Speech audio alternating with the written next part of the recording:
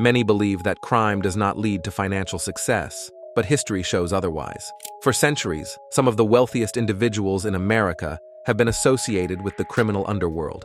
These powerful figures, known as mobsters, earned enormous fortunes through various illegal activities, such as gambling and trafficking. When the profits started pouring in, they spared no expense in indulging in a life of luxury. From expensive designer suits to flashy cars and extravagant parties, these mobsters lived lavishly. Welcome back to The Wealthiest, where you will learn the ins and outs of the world's elite, how they live, and how they spend their accumulated wealth. Let's get started. In this video, we will delve into the opulent lifestyle of America's most notorious mobsters. Join us as we uncover the extravagant spending habits of these ruthless criminals and venture behind the scenes to witness how they lived their lives of excess. Number 1. Paul Castellano. Paul Castellano, a notorious gangster, constructed a lavish mansion that was famously referred to as White House No. 7. Castellano was known as one of the most influential crime bosses during the 1980s and resided in a massive estate located in Staten Island, New York.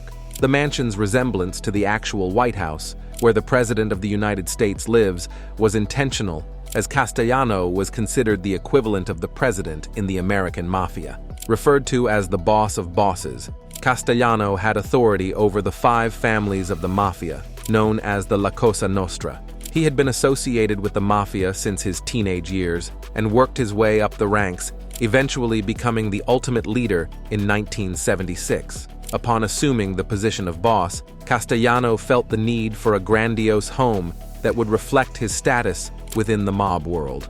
Construction of his personal White House began in 1976 and took 4 years to complete, covering over 177 square feet. The mansion featured a majestic entrance with towering white columns and a spacious driveway. The lobby was adorned with exquisite chandeliers and luxurious marble floors, while each room boasted expensive artwork and handcrafted furniture. However, the construction of this elaborate mansion ultimately led to Castellano's demise. Sadly, Castellano only enjoyed his mansion for 5 years before his assassination on December 16, 1985, outside a Manhattan restaurant by 2 hitmen in trench coats. Number 2. John Gotti.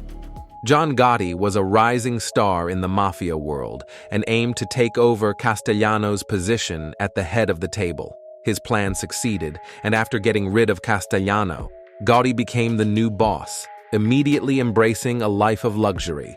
Gotti had a significant ego and desired everyone to recognize him as the most important figure in the mafia.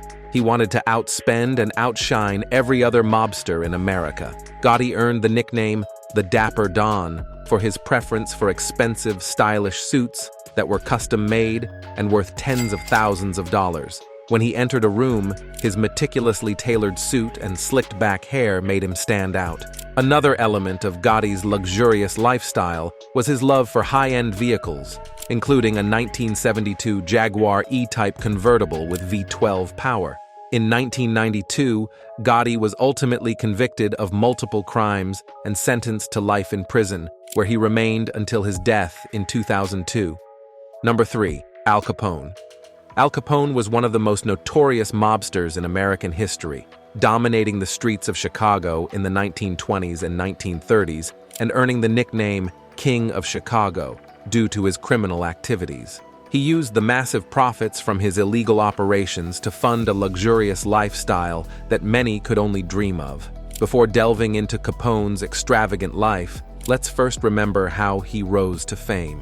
Born in Brooklyn in 1899, Al Capone rose to power during the era of Prohibition, when the sale of alcohol was banned in the United States. Seeing an opportunity, Capone capitalized on smuggling and selling alcohol, rapidly expanding his criminal empire and becoming the most influential figure in Chicago's underworld. With increased wealth and power, he went after his rivals, eliminating anyone who posed a threat to his reign.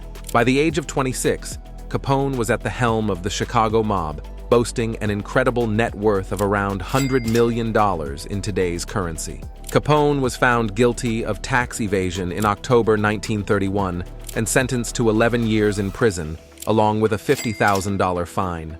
His criminal empire crumbled during his incarceration, leading to his eventual release and death in 1947 at the age of 48. Number 4. Frank Lucas.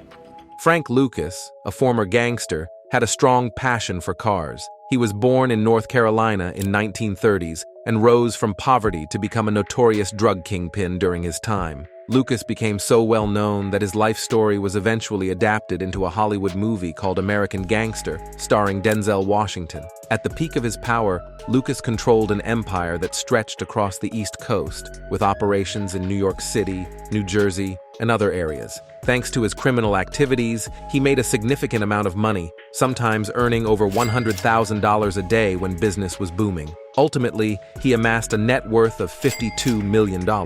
Lucas had a particular fondness for spending money, especially on cars. His car collection was quite impressive, featuring luxury vehicles like a Rolls-Royce, a Mercedes-Benz, a Corvette Stingray, and a Chevrolet. However, Lucas's lavish lifestyle came to an end in 1975 when he was arrested and convicted. While in custody, all of his assets, including his cars, houses, and clothes, were seized by the government. He was ultimately sentenced to 70 years in prison, marking the end of his life of luxury. Number 5. Nikki Barnes. Nikki Barnes, also known as Mr. Untouchable, was a notorious figure in Harlem during the 1970s. His ability to evade the law earned him the nickname Mr. Untouchable, as he always seemed to slip through the cracks of justice. Whenever he was apprehended, witnesses mysteriously disappeared, evidence vanished, and he managed to escape punishment. Despite his criminal activities, Mr. Untouchable had a taste for the finer things in life. He splurged his ill-gotten gains on a lavish lifestyle, owning an impressive collection of 200 suits, 50 leather coats, and 100 pairs of custom-made shoes. His extravagant jewelry collection alone was valued at over $7 million. Additionally, he possessed multiple properties throughout Harlem, showcasing his opulent spending habits. Mr. Untouchable's love for luxury extended to his impressive collection of high-end vehicles. He indulged in a fleet of luxury cars, including a Bentley Citroën SM, a Ford Thunderbird, a Maserati, and a Mercedes-Benz. However, his criminal activities eventually caught up with him, leading to his arrest in 1977. This marked the end of the reign of Mr. Untouchable, as he disappeared from the public eye, leaving behind a legacy of crime and betrayal. Number 6. Meer Lansky. Meer Lansky earned a reputation as the mob's financial expert and was considered one of the wealthiest gangsters in American history. He was estimated to be worth $202 million in his time, equivalent to about $184 million in today's currency. Lansky made his fortune by managing money laundering and offshore banking for numerous mobsters, transforming the dirty proceeds from illegal activities into clean money. Known for his intelligence, dependability, and pragmatism, Lansky tried to keep a low profile during his 50-year criminal career. Despite his lavish wealth, Lansky was fond of gambling and spent a significant amount of time in casinos across America, indulging in various games such as poker, horse races, and craps. He was a well-known figure in the exclusive gambling establishments he frequented. Over the years, Lansky invested his millions in creating a chain of hotels, restaurants, and casinos from Las Vegas to London to the Bahamas. However, his successes were short-lived, as in 1959, Fidel Castro's rise to power in Cuba led to the banning of gambling, causing Lansky to lose all the investments he had made there. Subsequently, a crackdown on illegal gambling in America resulted in the closure of Lansky's casinos in Florida, further depleting his fortune. Despite putting almost all his wealth into the casino industry, Lansky's financial ventures did not yield the expected returns, and by the time of his death in 1983, he had only $35,000 in his bank account. Number 7. Pablo Escobar.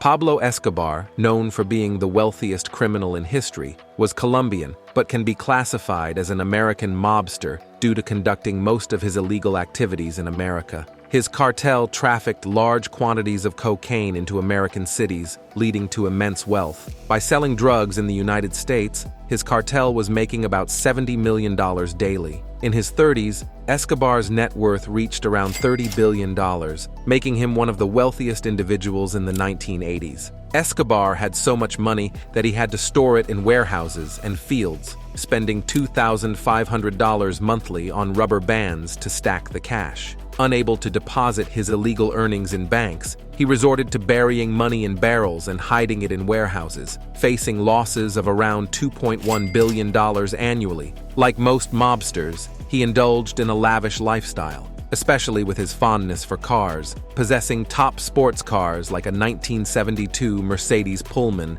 and a 1964 Porsche 356. Escobar and his family resided in a luxurious estate known as Hacienda Nápoles near Medellin, featuring a grand mansion, beautiful gardens, multiple swimming pools, lush green lawns, lakes, and even a private zoo. He further splurged on purchasing a Colombian soccer team, Atlético Nacional, investing heavily in enhancing player quality and training facilities, leading the team to numerous championships and significant success in Colombia. However, not all of Escobar's fortune was spent on personal indulgences. Additionally, he built schools, hospitals, sports fields, and community centers for the local communities. Unfortunately, Escobar's opulent lifestyle and criminal activities eventually caught up with him, leading to his demise in a confrontation with authorities in 1993 after years of evasion and pursuit.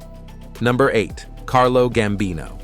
Carlo Gambino, a prominent figure in the American mob scene, made strategic investments in real estate to not only grow his wealth, but also to conceal the origins of his illicit earnings. His real estate portfolio included a mix of properties, from his unassuming residence in Brooklyn to more upscale homes in different locations. By diversifying his real estate holdings, Gambino was able to maintain a low-key lifestyle while still enjoying the benefits of his criminal activities. In addition to real estate, Gambino ventured into legitimate businesses as a way to legitimize his income and further expand his financial empire. These business ventures not only generated revenue, but also provided a cover for his illegal profits, allowing him to operate under the radar of law enforcement. By greasing the palms of politicians, police officers, and judges, he secured protection for his illicit activities and minimized interference from authorities. While Carlo Gambino was known for his relative frugality compared to some other mobsters,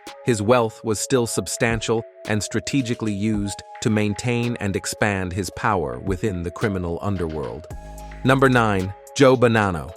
Mobster. Joe Bonano, a prominent figure in the Italian-American organized crime world, was known for his opulent lifestyle. He and his family enjoyed the finer things in life, including luxurious homes, high-end vehicles, and designer clothing. Their residence in Hempstead, Long Island, was spacious and elegant, reflecting their wealth and status. Later on, Bonano retired to a lavish estate in Tucson, Arizona, further showcasing his affluence and success within the criminal underworld. In addition to their extravagant lifestyle, the Bonano family invested heavily in real estate, a common practice among mobsters to launder money and secure their wealth. Joe Bonano was involved in various property investments in both New York and Arizona, using real estate as a means to legitimize and protect his illicit earnings. Mob bosses frequently threw extravagant parties and social events as a means of showcasing their power and influence. In addition to hosting lavish events, high-ranking members of organized crime often invested in luxury goods, such as high-end jewelry and art. Joe Bonano's opulent lifestyle and spending habits are indicative of the broader trends within the world of organized crime, where illegal profits are often channeled into extravagant living and investments aimed at legitimizing and securing their wealth. Number 10. Bugsy Seagull. Benjamin Bugsy Seagull, a notorious figure in American history, was renowned for his involvement in shaping the iconic Las Vegas Strip. Despite not possessing billions by today's standards, Seagull led a lavish lifestyle that included owning multiple luxurious homes, with his Beverly Hills mansion famously dubbed the Seagull Mansion. Seagull's investments and ventures showcased his ambition and financial prowess, notably highlighted by his significant stake in the Flamingo Hotel and Casino in Las Vegas. Seagull's penchant for travel also reflected his luxurious tastes, as he frequented the most opulent hotels and dined at the finest restaurants around the world. further cementing his reputation as a flamboyant and influential figure. He provided financial support to his family and close friends, ensuring their comfortable living conditions, spending extravagantly on his partners. These contrasting aspects of his life highlight the complexity of his character and the different roles he played in his interactions with others. If you liked our video, please leave a comment letting us know what you liked and why. And be sure to subscribe to our channel to show your support and not miss any upcoming content. We look forward to seeing you in our next video. Until then, dream big and shoot for the stars.